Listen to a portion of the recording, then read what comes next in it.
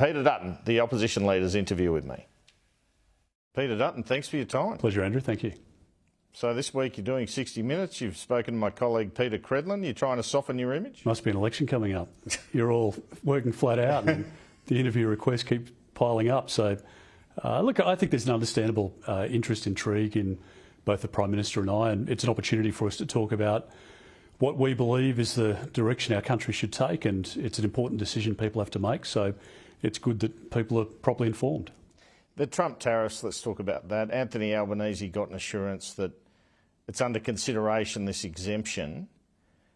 Do you think that will occur, given what the President said, that it's under great consideration? And would you be better in negotiations with the US President, in your view? Well, I certainly hope that the tariffs removed quickly, because it's not in our country's best interest, and frankly it's not in the best interest of the relationship.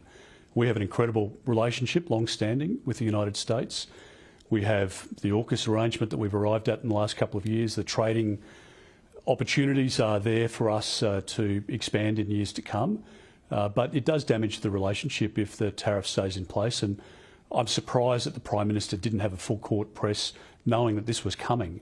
Not just Ambassador Rudd, but every minister should have been cycling through Washington. I'm not aware that other ministers have been to Washington since Penny Wong was there for the inauguration. If they have, that's great. But the Prime Minister probably should have been on a plane to the US, as we've seen with other world leaders, and there should have been greater engagement with the President earlier on. Richard Marles was there on the weekend, right? Well, and he went with an $800 million cheque, or whatever the figure was, and it doesn't seem to have made any difference at all. And with respect, Richard Marles is a nice guy, but he's batting fairly significantly down the list in terms of the government's key hitters. And I don't know whether Don Farrell and others who obviously have got more gravitas within the government have been engaging with their counterparts on the phone.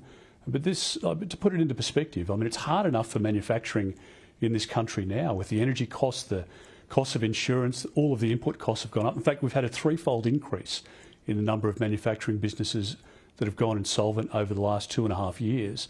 So it's tough enough already to build things and make things in this country.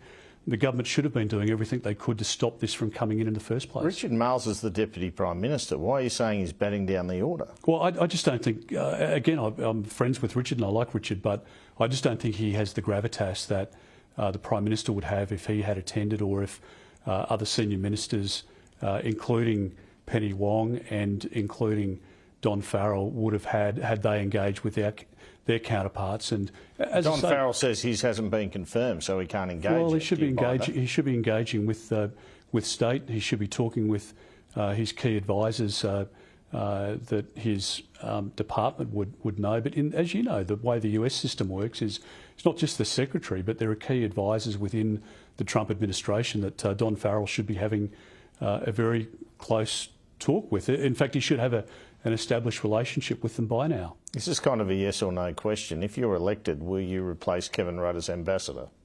It's not a yes or no answer that can be given. We have to have an ambassador who is in our country's best interests.